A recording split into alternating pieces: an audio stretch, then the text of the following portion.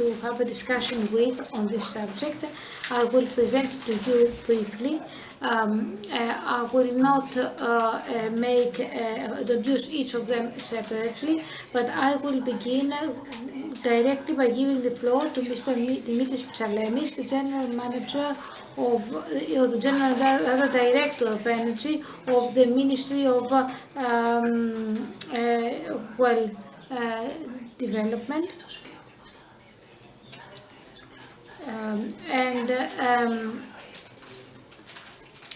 Having heard the Ministry and the General Secretary on a Η πιθανώς της αποθήκευσης θα βοηθήσει σίγουρα.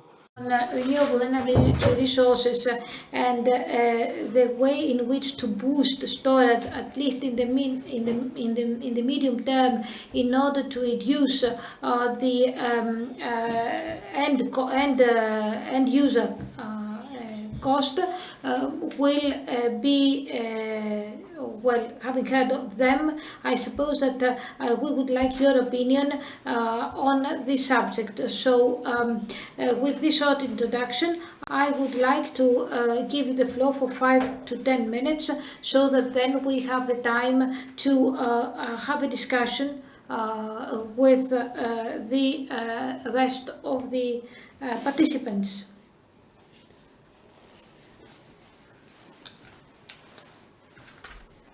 Good afternoon.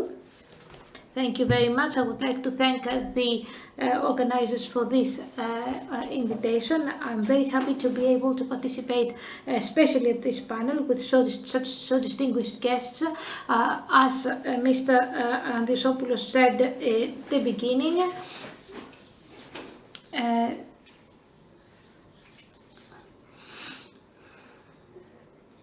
the conjecture of the green transition, the 55 kit, which unfortunately has been published at a difficult period with sharp price increases, and which of course makes its acceptance difficult, since the two issues can be correlated or connected closely by the public opinion, resulting in a delay in the results. So to speak, we need to deal with the prices increase very decisively and very fast. Let me tell you a few things about what we're doing at the Ministry right now, and then during the discussion I suppose that we will have the opportunity to provide details. As I said, we have the 50-55 package, whose main factor, whose main element is the revision of the deal and the revision on energy efficiency. From 32% we go to 40% renewable energy resources, and penetration of renewable energy resources in all sectors, increase of the share in transport and industry, and more penetration in end users.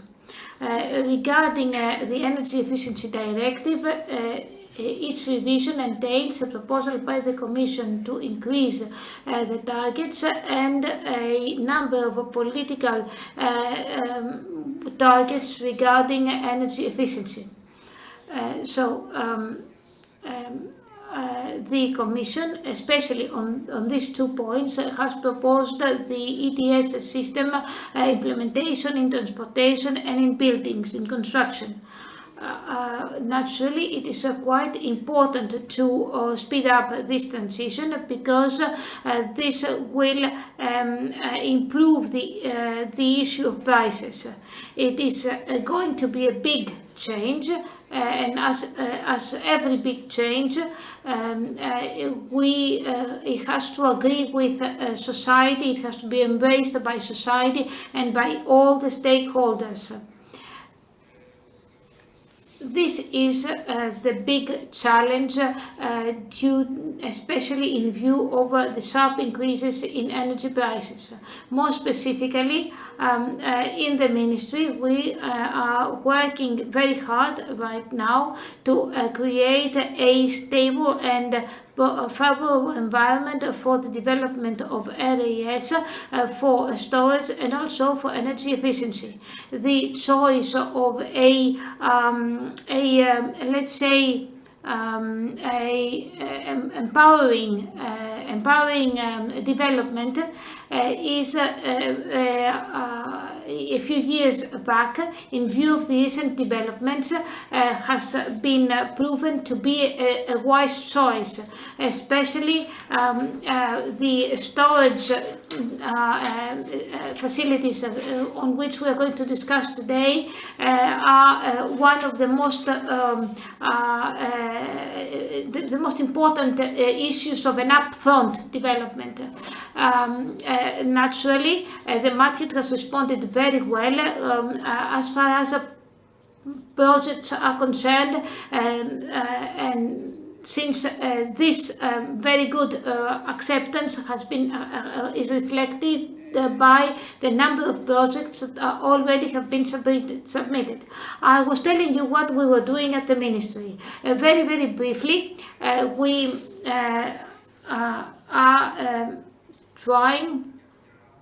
we have begun a process of simplification of the procedures for licensing, for project licensing, including the entire spectrum of projects. So our aim is to speed up the maturation of the projects, and our philosophy is to promote projects where we have commitments on behalf of the let's say owners, that they will be implemented. At the end of the day, we know what creates big delays, and that is why we have decided to impose very strict deadlines on all sides. We expect to be very soon able to table this new act bill that will include in the second phase the conditions for a licensing of the production stations. Regarding the occupation of electrical space, we also have some criteria. For example, we plan to connect electrical space with the respect of specific criteria without permanent commitment as far as the electrical space is concerned. Naturally, we know that every time there are problems, there are also interventions. Almost all of the ministry's energy and environment and energy ministry bill is raising reactions, but we are ready, we are documented, and we are ready to intervene every time to resolve any issues. What is important for 2021, and that is gradually becoming even more important and will become more important at the end of the year, is the completion of all the process within the year, and especially of the negotiation we are now having with the Ministry of Competition in order to resolve the issues of hybrid projects, especially in non-interconnected islands. having already let's say a guarantee that these projects will be approved, we hope that we will speed up these procedures of licensing by the end of the year. Also, we have already put on track the procedure of licensing of certain other processes. In view of the reduction of emissions by 55% and in view of decisions regarding environmental neutrality, especially the 2030 targets, we needed to actually set intermediate targets, especially for the period 2050, since 2030 is just 10 years away, 9 years away. And to close, I would like to refer to a number of ministerial decisions, especially concerning EU projects, such as, for example, the project of Astypalea, or programs such as the solar panel projects. We do need some more, let's say, support in this respect. We expect that it will be approved. The relevant bill will be deposited soon, submitted soon to the competent Parliament committee. I have forgotten to mention the very important issue of renewable energy resources in order to monitor the issue and to make sure that legislative measures are in agreement with the central framework. Thank you very much. Thank you. You have given us a full review of what's happening in terms of the legislation and what we expect to see. An important part at the heart of our discussion is storage. So the best person to talk about that is Mr. Papathanasiou, professor at the NTUA, responsible for the sector of storages, and we're talking about storages on the islands and on the continental Greece as well. And we're going to see what the support framework for that is, maybe in the production of electricity or in the energy being stored on the CapEx level or operating expenses level. It's rather complex, but definitely a one-way street for Greek reality, especially because of the number of islands that we have and because our grid on the continental Greece, requires immediately a certain support, a certain enhancement in order to play the role that the new plan for energy and the climate has in store for it. So I will give the floor to you.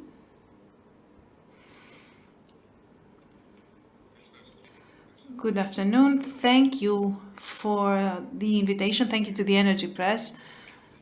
Already, Mr. Tsalemis has talked about the state of play in our country in terms of energy storage, but it's important to stress the fact that within a year, and I'm saying a year because this is around the time of the year that is an anniversary for a big boom in our country in terms of energy storage. We had the first projects with batteries last year. We have gone a long way in terms of legislation, but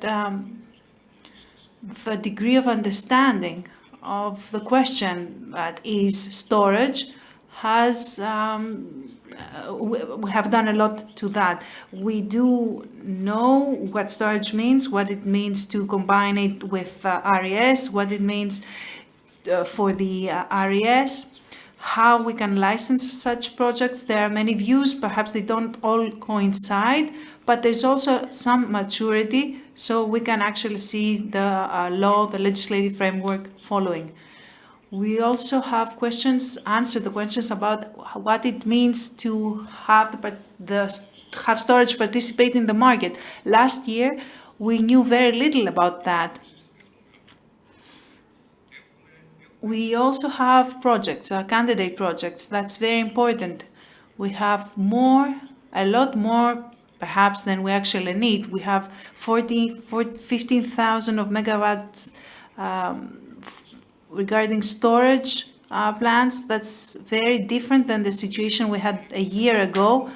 We have support schemes, sustainability for these investments, and these are rather mature, I would say, and at a stage that has progressed a lot in terms of the negotiation with the European Commission. So we can tell that we will have support mechanisms for these storage projects that will allow the implementation of investments that will be ensured against the uncertainty that typifies such long-term projects.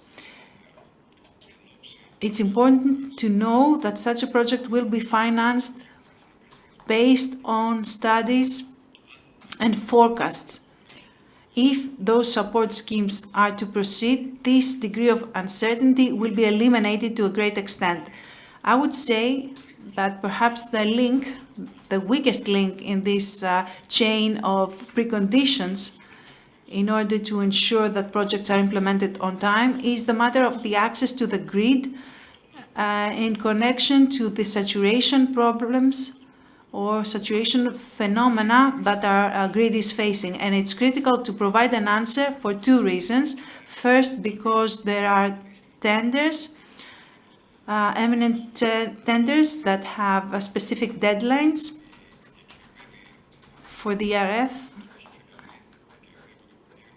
that, as per the ministry, we will have these tenders taking place within 2022. So that calls for an immediate need for a significant number of projects so that there is competition in those tenders. And these are, it's reasonable to expect that they will be actually implemented. But this cannot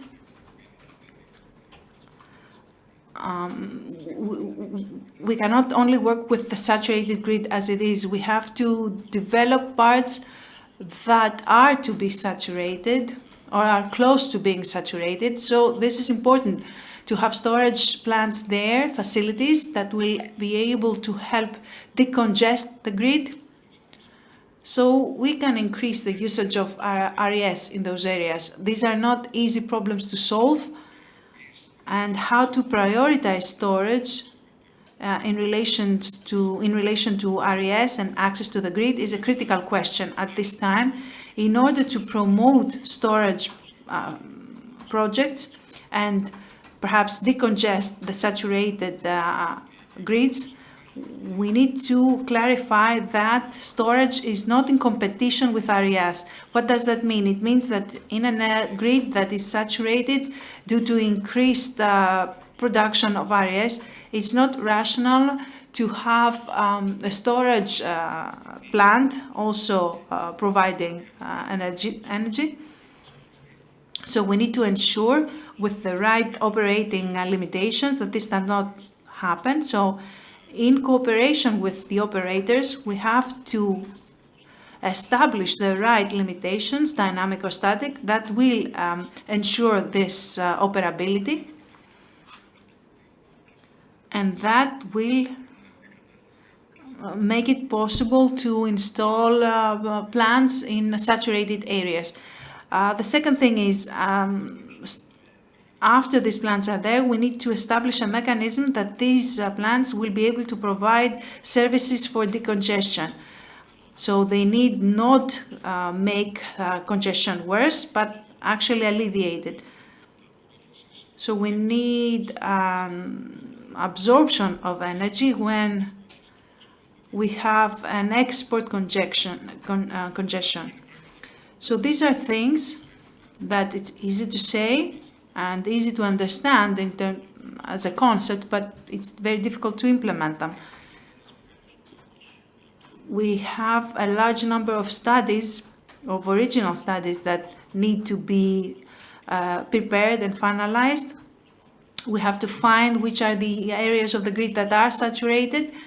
We need to understand which are the limits for RES, which are the limits, what is the margin for installing storage plants, and how much additional margin could be created under these limitations, how the decongestion services will be paid, what is the cost-benefit ratio, because decongestion may come through storage, but not the only way you can achieve it. There are other projects as well, and we need to find the best way to do it. We have to quantify all these things, and we need to find a way to correlate these issues with the way the projects acquire access and how that reflects on the pricing, how contracts are being signed, and how this operability can be combined with the operation of the projects in the market. That's a very complex network of requirements and studies that we need to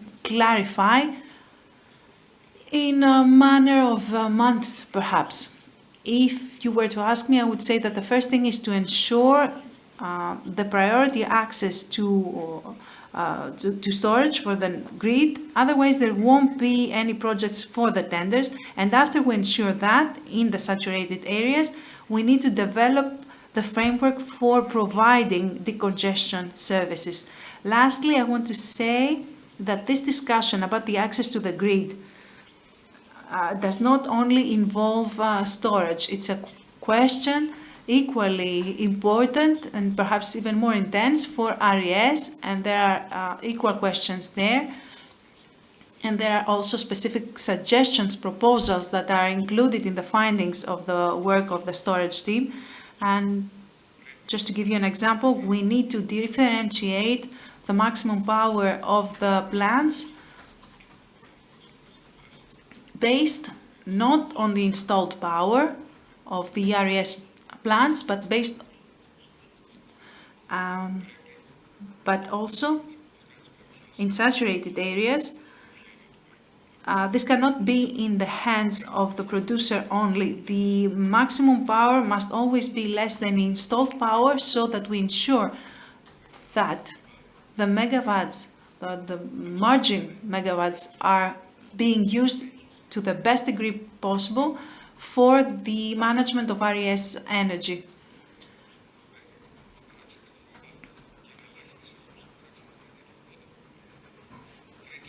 Thirdly, this obligation to reduce the maximum power below the installed power and the stated power from the producer must be recognized as the ability to provide access to storage plants that can desynchronize the production to different times of the day, so that can actually use the availability of the network.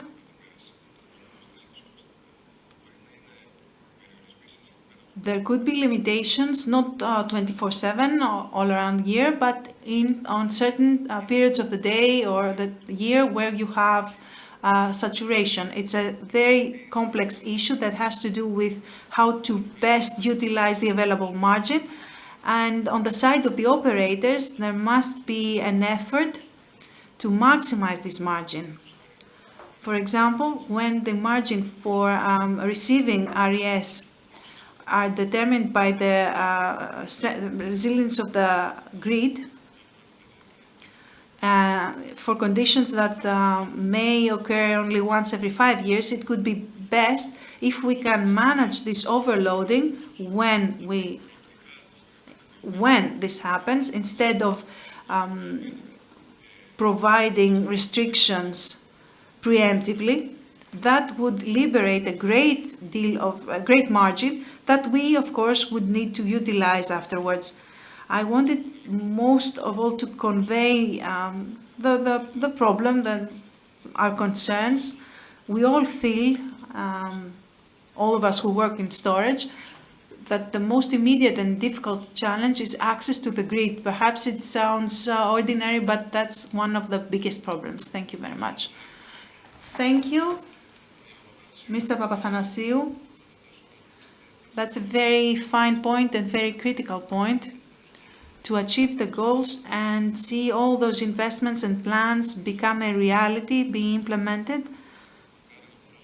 And hopefully we will see in practice how we can achieve that, this compromise between what is the buffer that the operator may want to leave with what the grid can actually take. We didn't speak about hybrid plants. Perhaps we can ask as a question later. Mr. Spiros Kiadzis, Director of New Technologies and Alternative Energy Sources at Hellenic Oils. We will now give the floor to the investor, if you will, in our discussion. From designing the strategy, what we would like to see as a country, and see how Hellenic Oils enter into this picture and what you do in terms of investment with regard to RES and storage, of course, and anything else, anything other alternative technology. Thank you very much, Kostas. Thank you to the organizers for inviting us to the conference.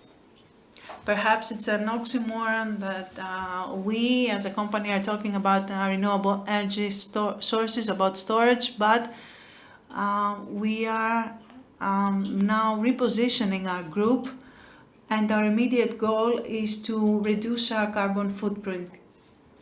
We have very simple and measurable goals that in 2030 we want to reduce by 50% our carbon footprint, either with an increase of the energy performance of our refineries and other activities. We want to install green hydrogen or blue hydrogen in order to reduce our carbon footprint. That's 30%. The other 20% will come from our investment activity in renewable energy sources. Our goal is up until 2030 to develop 2 gigawatts. We already have a portfolio at different stages, different development stages. But until 2030, we want to have 2 gigawatts in operation with for renewable energy sources. In addition to that, in order to proceed even further, we will have raw materials at our refineries that will also drive this reduction of our carbon footprint, because we are going to use the philosophy of the green economy, either using recycling or using technologies that are more advanced. In terms of our raw material, we will achieve to create new products that will be sustainable. In terms of storage, we already are making a big effort to support RES. We invest in RES through the photovoltaic and wind farms, and also regarding the stability of the grid. We have submitted to RAE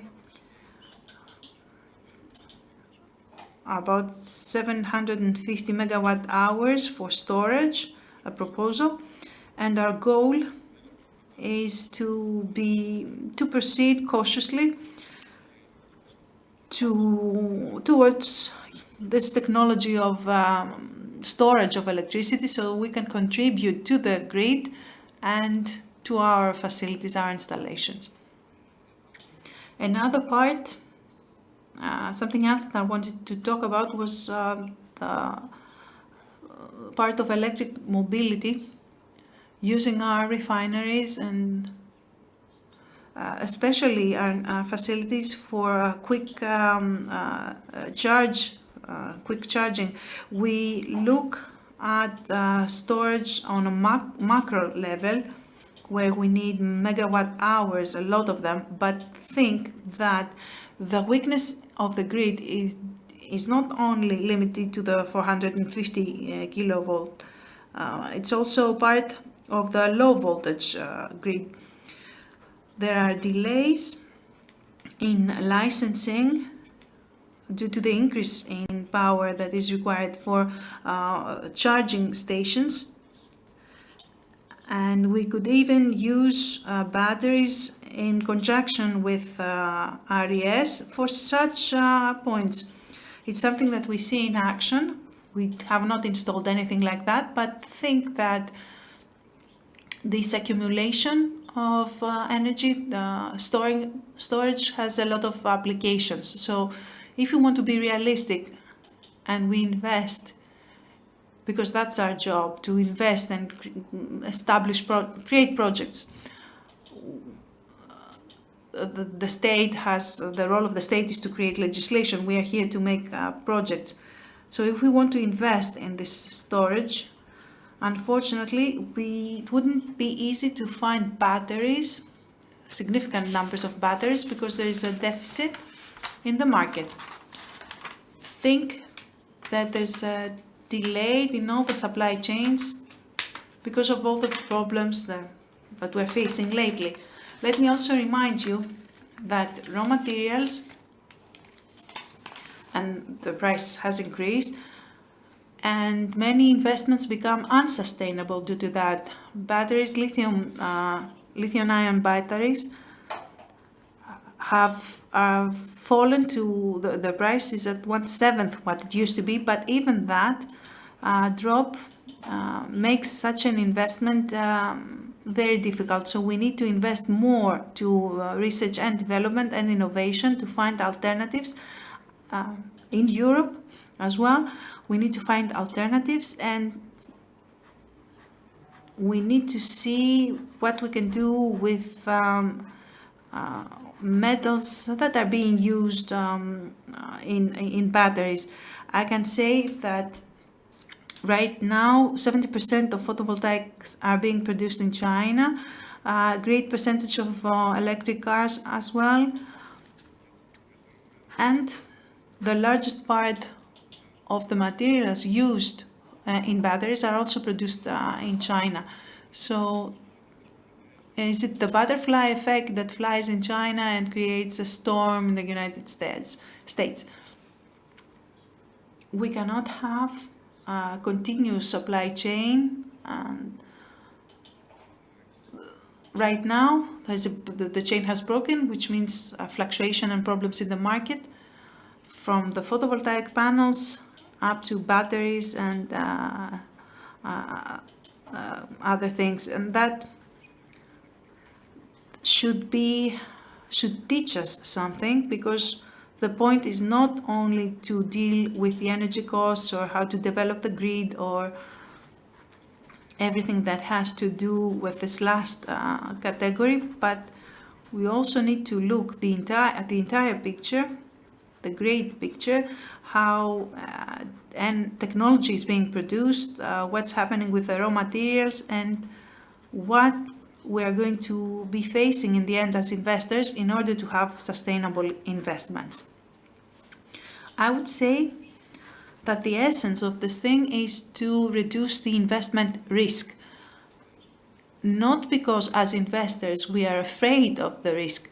Investment risks, there are cases that it can be affected by outside factors, such as the matter of supply of raw materials or whatever from other countries, from internal issues that are regulatory issues about how fast we are able to have the legislation, for example, from the state in order to invest to offshore wind farms, for example, or how we can combine our onshore and offshore production when in the end we are able to invest there in order to have a stable grid and be able to provide the renewable energy that we produce to our consumers. And then it has to do with the general investment environment in our country. Perhaps the most important thing would be to take quick decisions, to have less bureaucracy, less red tape, and of course, everyone here, I think, as an energy group, we would like to invest in that area. Costa. Thank you, Mr. Kertzis. I will now give the floor to Mr. Yannis Karidas, the CEO of Renewable Energy Storage of the Kopelouzos Group. Mr. Karidas, what are the challenges that you see? You have a many years of experience in the area, in the field. You're developers, you are investing in projects for decades now. So your comments will be valuable. What do you see has changed in our country in the last years? And how you see storage, what we were discussing earlier, how you see storage helping the entire RES industry. Thank you very much, Kostas. Good afternoon, everyone. And let me also thank the organizers for the invite.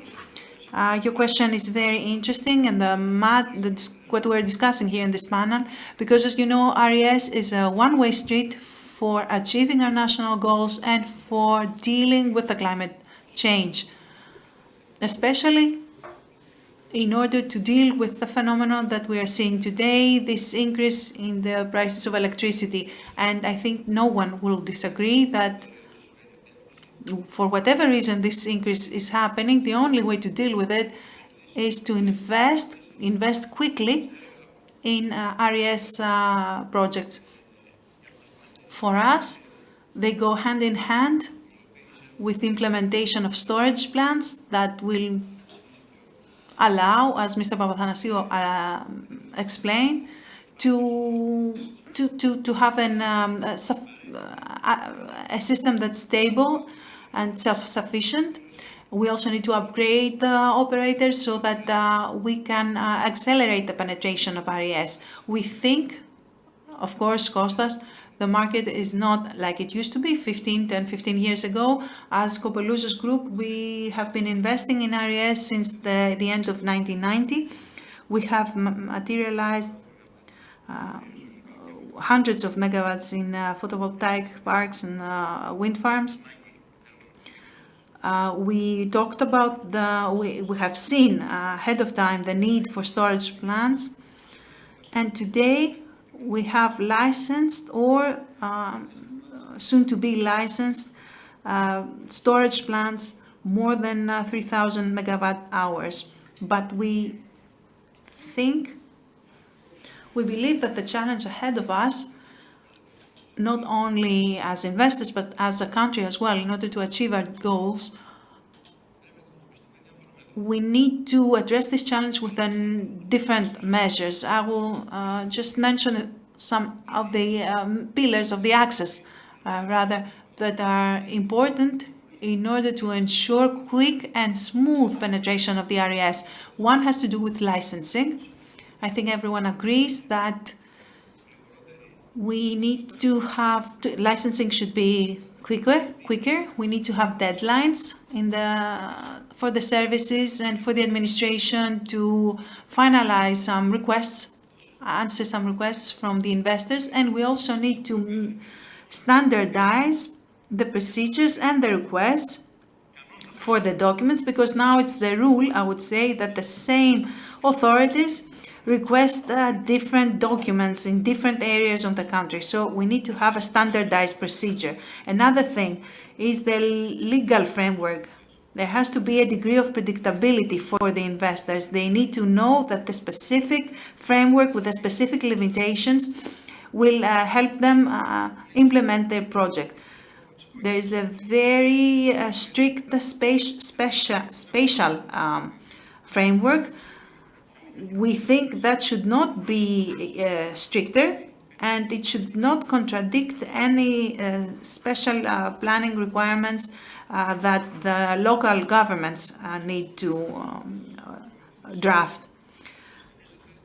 The legal framework is very important because and should be modernized because it's based on old conditions. We have different sizes, for example, for the wind farms, for the wind turbines, different heights, different sizes of blades. So the legal framework has to be modernized as well. Another axis, like Mr. Tselemi said, Mr. Papathanassiou said, it's the grid. The grid goes hand in hand with storage for us. We expect the new legal framework for this market, and we believe that it should ensure the sustainability of the storage plants. Of course, the grids must very quickly be upgraded and expanded and digitized.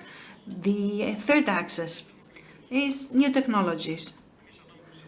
As a group, we invest in the various technologies, the onshore parks and photovoltaics, but we were among the first that had issued licenses for offshore wind farms over a decade ago. So we expect the administration, we expect the government to finalize the new legal framework for offshore wind farms. We believe there's great potential in the Greek seas, and in order to quickly develop the RES project, licensing, the existing licenses should be respected, and the existing licenses will be able to produce projects very fast, a lot faster than any new licensing that will be granted. We invest also into newer technologies such as green hydrogen. Already 3 years ago, we have established a department in our group, and we are planning for projects considering that green hydrogen will be shortly a safe fuel for many sectors of the economy, globally and in Greece as well.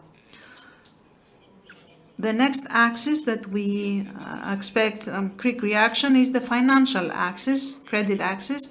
The market has changed. We don't have fixed contracts for 20 years. We have a new market. Everything goes into the energy exchange, or we are signing bilateral PPAs. So the financing sector should create the tools, design and create them to support this process. We are talking about smooth development of RES, and I think perhaps the most important thing to ensure the social cohesion and social acceptance and the smooth development is to inform the public in the right way. Unfortunately, we have a lot of misinformation being spread and a lot of misconceptions, and that creates a resistance towards the development of RES plants or wind farms. We believe that our administration should use the right tools to present the right message, that the only way to deal with climate change, the only way to deal with the greenhouse effect are RES projects, photovoltaic solar panels, wind farms, etc. Of course, there are interventions in the environment, but these interventions are minuscule compared to the benefits for society, both for the environment and for the economy.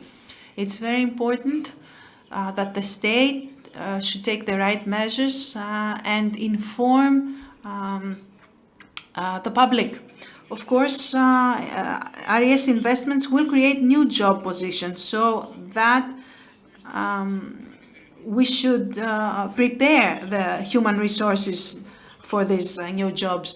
As Kopelouzo's group, we invest for over 20 years now to green energy, and we will continue to do so, always respecting the environment and local economies. We take advantage of the local resources, talking about human resources or suppliers, subcontractors, etc. We have the experience from implementing large-scale RES projects in the past. We invest and we will continue to invest in offshore projects as well. We have, like I said before, one of the 2 licenses that have already been issued, and we will invest in storage units as well. And we hope in the future to also work with green hydrogen. Thank you, Kostas. Thank you, Mr. Karidas. And now we'll go straight to Mr. Dimitris Varlamis, Vice President of CEF and President from Cinco Solar. We are talking about a smooth development of RIS. Having entered a framework of very low pricing regarding the support of RIS, I have noticed that these parameters have been increasing in recent months, and I would like to know what you make of it as a big provider in the market concerning the cost of material, because we are talking about many gigawatts of solar panels that have to be installed in Greece. We're talking about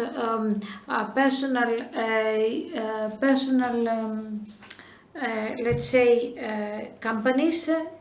So first of all, thank you very much for the invitation. Thank you very much, and I would like to particularly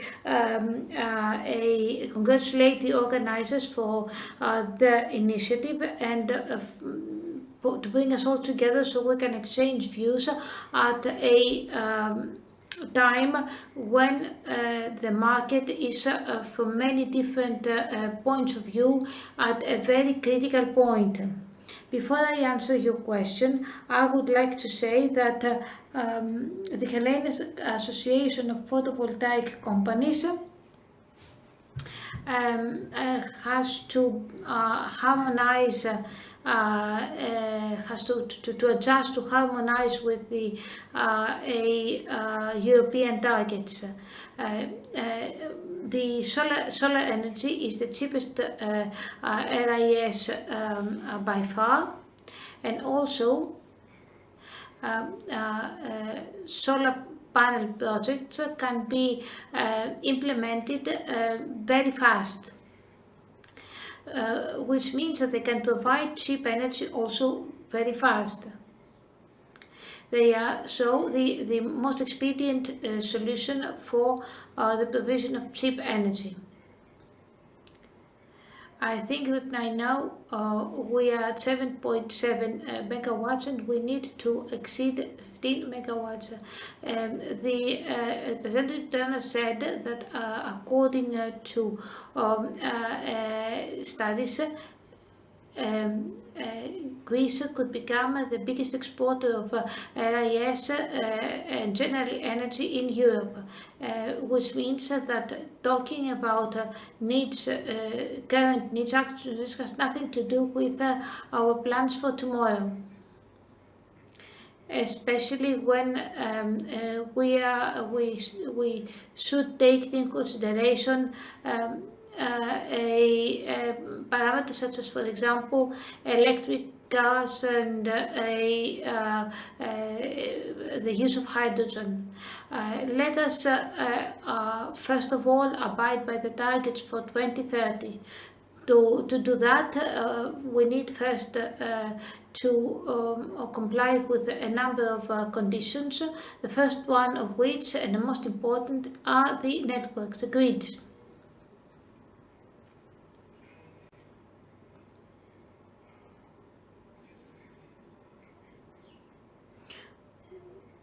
We should, for example, be aware of which permits is ADMIE willing and prepared to grant, because investors, in order to be persuaded to give bank guarantees or to invest important sums, have to be let's say relatively certain of what will be done. So ADMIE may be already aware of the strategy to follow, but the market should be made aware of it also. This said, we should not distinguish between investors and give a priority to a certain category to the detriment of others. We should welcome all kinds of investors, small investors, medium investors, foreign investors, domestic investors. And local communities, local authorities, and especially local authorities that are not very knowledgeable and are scared of the unknown, because we are all scared of the unknown, should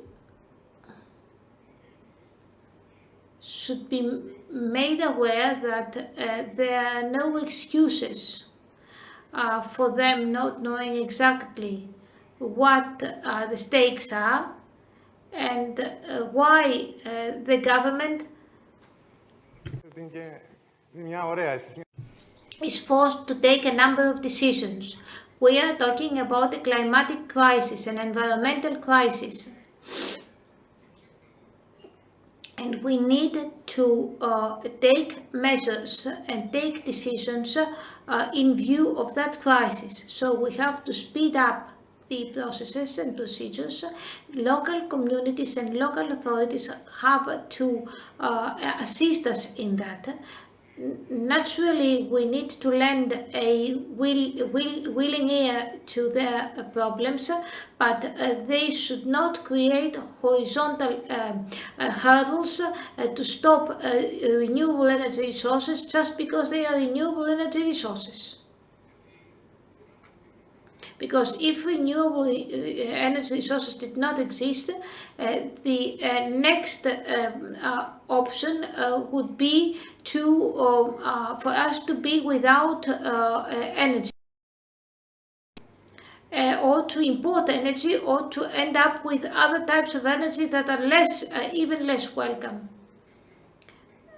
And last but not least, we need to give incentives to small systems such as self-consumption, such as self-production or co-production.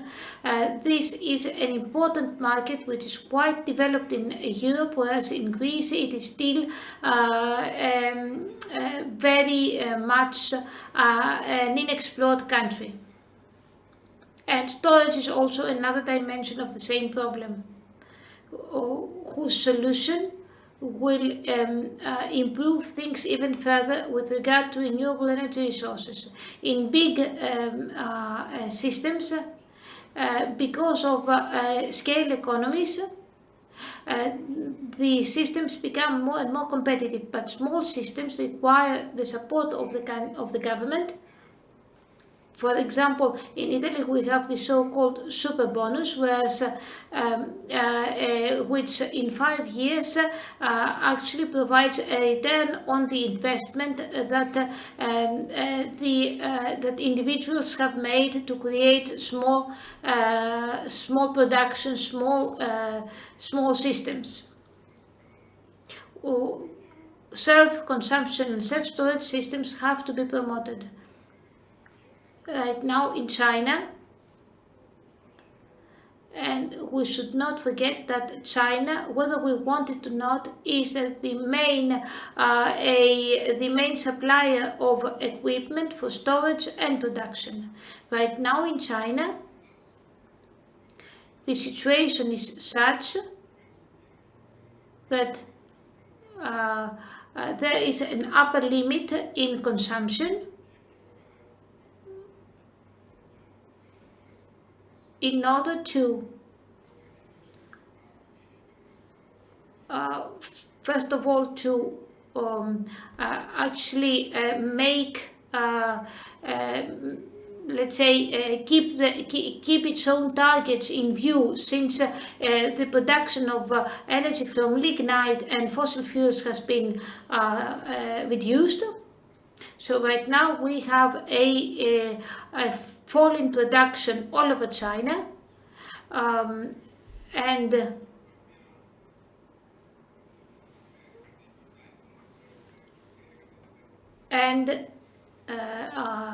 a huge crisis on our hands. both in the sector of raw materials and in the sector of logistics.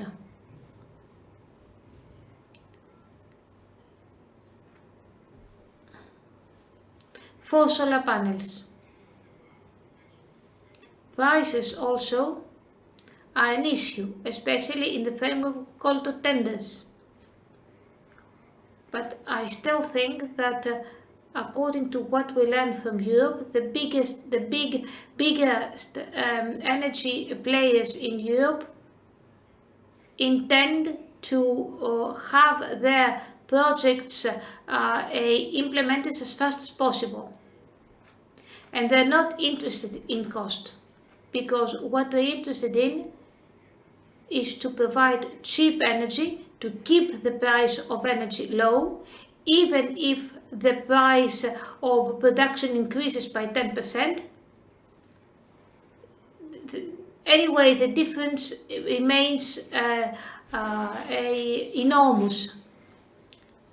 Let me give you a few numbers. Right now, a solar panel project which produces at 50 euro per megawatt hour cannot be compared with the price for natural gas that exceeds 200 euros per megawatt hour.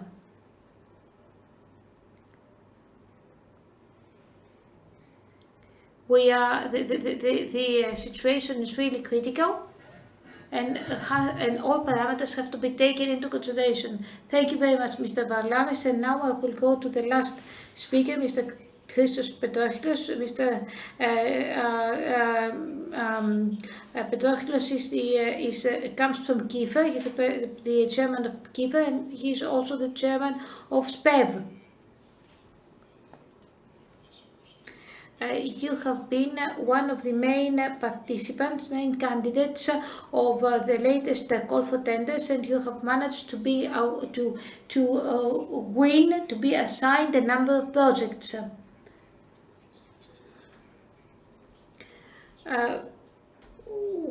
Could you please tell us a few things about the superiority of solar panels as renewable energy sources?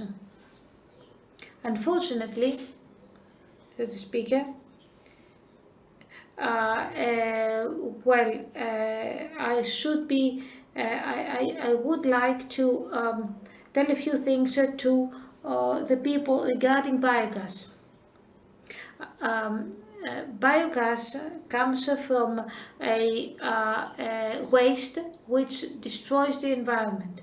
By turning waste into biogas, we actually rid the environment of waste that is noxious for it and provide clean energy. The remaining material can be used in hot houses and further improve, let's say, the environment. The environmental management, and I'm saying so because in 2021 only 40 megawatts produced from biogas have been let's say registered. Is it our target to pay I don't know how many euros per megawatt hour for Russian natural gas when we have the possibility to produce biogas and that is much cheaper and will also create at least 40 jobs in our country.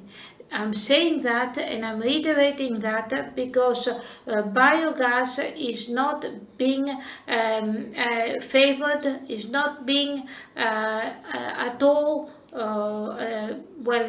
supported by the ministry. I know that storage is a huge issue, but right now the first that should actually be concerning us is the necessary framework. We know that we have a huge crisis in our hands, and this is bound to get worse in coming years if we do not take measures. Biogas plants can operate 24 hours, 365 days per year. They can operate when other forms of renewable energy resources cannot operate. Should maybe we give a priority to biogas? Should we produce biogas from waste and at the same time rid the environment of noxious waste? What I would like to say as a manufacturer, I don't think that we can compare a 500 megawatt project with a 20 megawatt project. So our small projects are sustainable. They are more sustainable than small projects involving other renewable energy resources whose cost of energy is much higher than ours, and especially for our country. So at the same time as the lack of networks, we are right now paying the cost of the inertia, of the unwillingness of the administrators. If this does not change, things will become even worse. Right now, the network cannot support the weight of a speed chargers. Another proposal regarding biogas is that the state should actually provide more support and should also do so, because we have an increase in the price of equipment, which means that my plant, for the first time in 7 years, is not sustainable anymore. So we need support in order to be able also to ensure, to secure electrical space. Thank you very much, Mr. Petrochilos. What you have, all the issues you have actually put on the table are quite important. Now, I would like to to address you, Mr. Tsalemis, for a second round.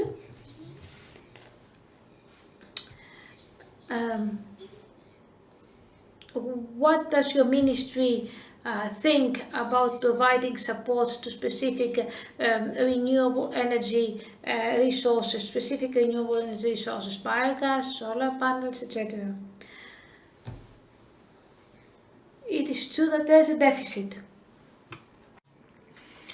in the use of biogas, but not for electricity, but the fact is that the support of the ministry and the framework is more than favorable, and there's pricing, there's priority in the grid, there's a repowering option which is very favorable. It's been recently established in the law, because we found that this was a way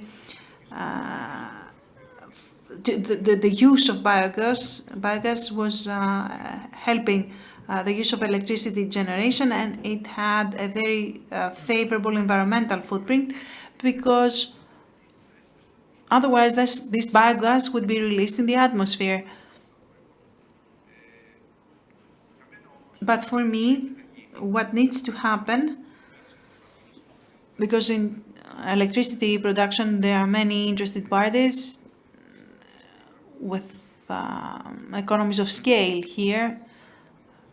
Mr. Petrokilos said about half a megawatt, we couldn't go any higher than that, but there are larger players and we need to transform it into methane and use it through the fuel pipes, and that's something that we are examining. We have the Committee for Hydrogen and other gases, so this is where we are starting to deal with this. Even though biogas and biomethane is a technology that's been used for many years, perhaps it's also a European direction, a European way to move forward to use biogas in the biomethane methane system, something that we need to see ahead of us. Yes, there are many benefits and many ways to promote this idea. Spiros, you are also part of the Hydrogen Committee. You participate in the White Dragon project. How do you see it in terms of the technology, in terms, as a potential investor, whether we're talking about hydrogen or green gas or biogas? It's an important part. However, it's a technology that even financially speaking is not mature yet. And in terms of its mechanics, in terms of the science, there are problems that need to be overcome right now, talking about hydrogen. When we look at this green hydrogen for consumption at our refineries, because you know that the largest consumers of hydrogen are refineries, so it's something that we can use, and you don't really need any extensive grids to networks to use it. However, the electrolyzers, the way to produce hydrogen, are very small compared to the hundreds of megawatts that are needed to cover the needs of a refinery. What's more, for the rest of the gases, the green gases, where we do look at them in the context of the new technologies, the potential to manage or to produce them. To date, we are not at the point to have the raw material on the one side, because it is important to have the raw material to produce any type of biogas. So if it's of biological origin, it's difficult to transport it. It's not available in large quantities. You cannot have large production plants. You have to have small decentralized ones. And on the other hand, you have to overcome problems when you are dealing with large quantities. However, there are solutions other than injecting it into the natural gas network. You can use it to feed transports. But talking about hydrogen, which might appear a bit exotic right now, it's something that if we invest as a country, we're going to win a lot of things on the side of innovation. The hydrogen part of it has a lot of potential to develop in the future. And the White Dragon, which is a very innovative project, and almost the entire energy industry participates in it, and we're trying to develop what benefits we have, but also it gives the opportunity to young researchers, to young engineers, to engineering firms to develop and move past all the problems that we're facing right now, either individually or working with European programs. We are promoting the R&D community right now through these projects. Mr. Petrokilos, the design, in terms of raw material, could we have 500 megawatts of natural gas, of biogas? No, at this point, no. Of course, the question is, biogas comes from the industry, the Greek industry, so you have to create waste in order to get it. If we had such waste, perhaps biogas could be a solution. We could predict 300 megawatts of power, decentralized, of course, or small-scale, different small-scale production units. We had a large project that has fallen behind, and it could create 20 megawatts of power. But we do have problems, like we said, the reactions of the local people, the lack of information, the lack of information regarding RES creates such reactions. So we could have bio projects decentralized on islands as well. I cannot forget the case of the island of Naxos. They produce great cheese.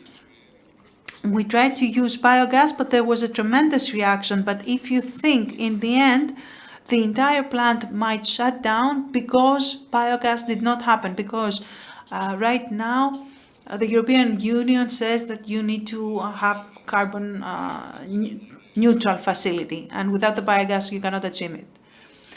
After the comment on Naxos, let me ask Mr. Papathanasiou, the part of the plants on the islands. Can you tell us a bit more about how you see things and how they can progress? Yes, of course. It's a pending matter starting from 2016 and forward. We don't have a support scheme for hybrid plants on the islands. The model of 3468, that model was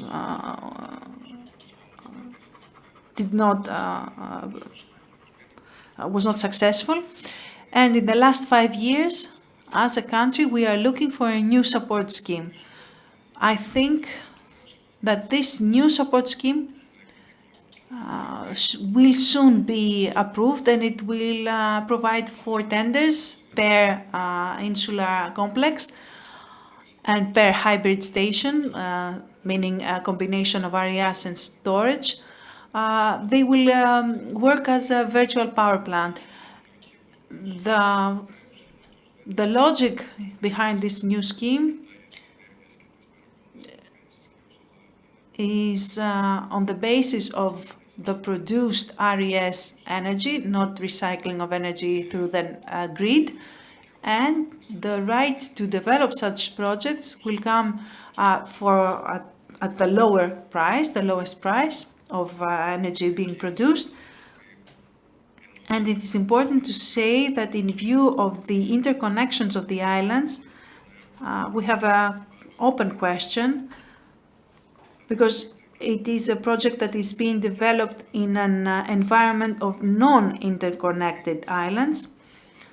And how can you move into an interconnected environment? That's the open question. The logic with these projects is to have the legislative framework and the rational approach to say that the support that the plant is receiving through the tender,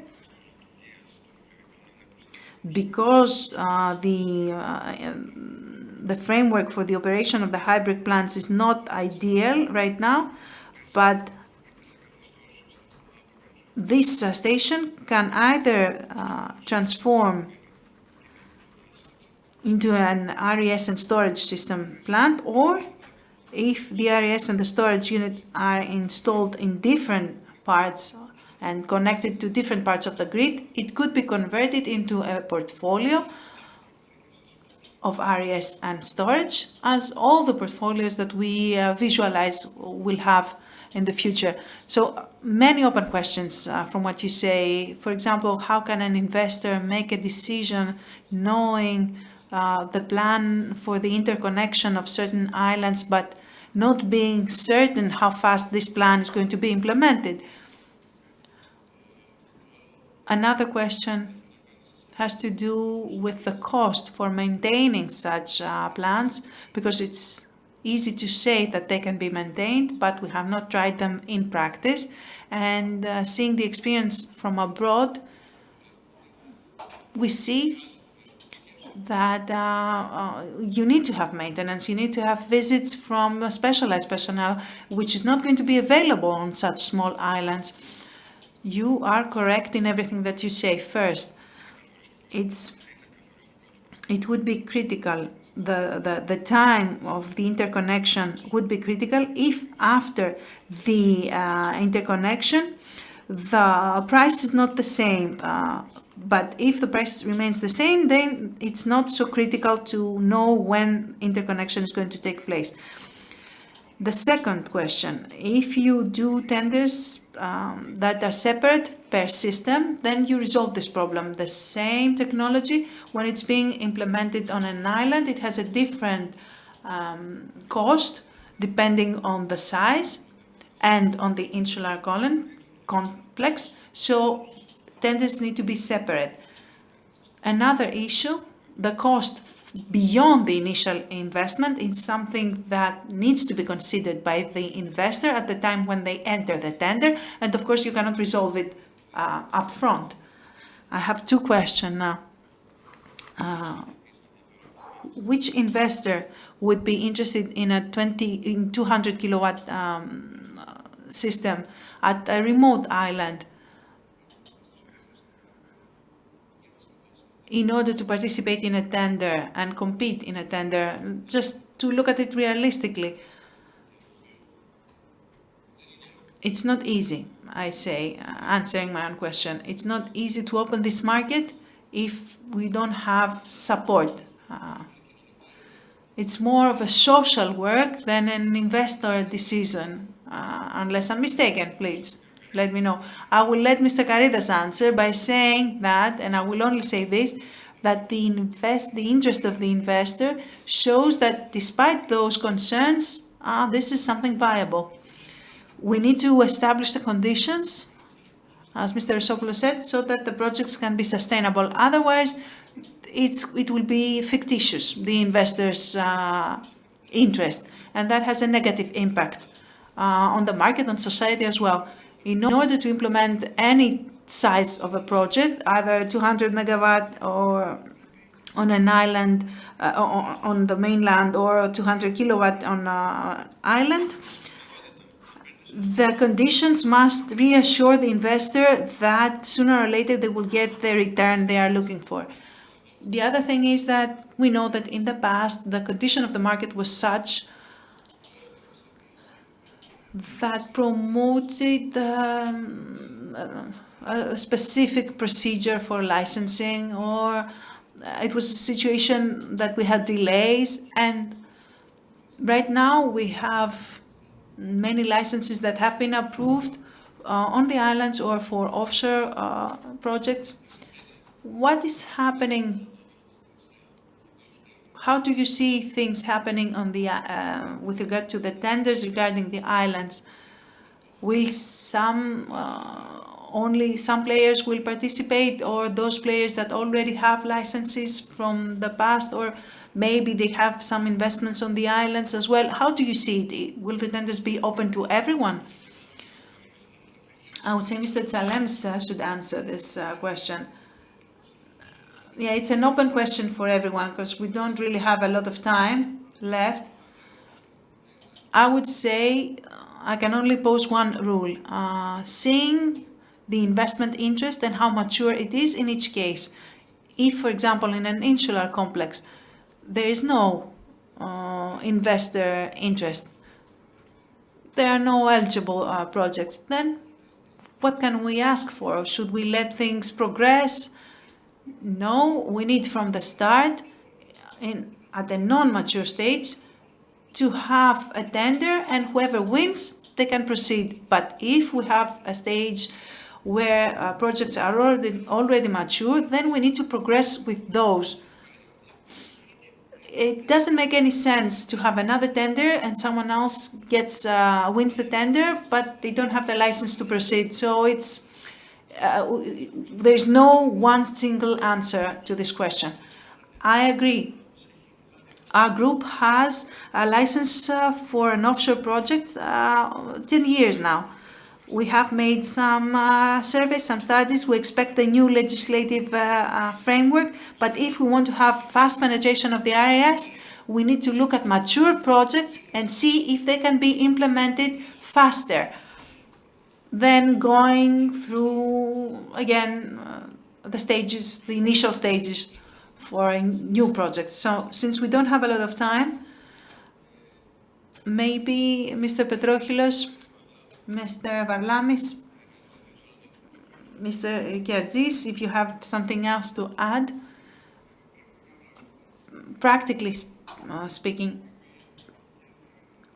the nominal power right now for the photovoltaic parks is on the DC part. This has to change. We need changes like that. We need to move to AC. Also, a park that has the field, the available field, or the area to establish the photovoltaic park, maybe 100 megawatts or 300 megawatts. Perhaps in the future they will be able to add the storage plant and be more productive. Yes, 100 megawatts from 8 in the morning to 8 in the evening, because I have a storage facility as well, and with a lower construction cost. These are changes that can take place tomorrow and will help the market accelerate things because they can be easily implemented. We need to rationalize the legislation because there's going to be a lot of reaction regarding the grid and who gets the power. So it may be more fair to distribute it to smaller investments and larger investments, so there's some kind of uniformity. This is something that we're going to deal with in the next year. Thank you everyone very much. I hope that our discussion was fruitful and has added something to our concerns and to what we are talking about. And I hope to see all these developments shortly before us. Thank you again to the Energy Press for the invitation and for the very interesting discussion with our panelists. Thank you.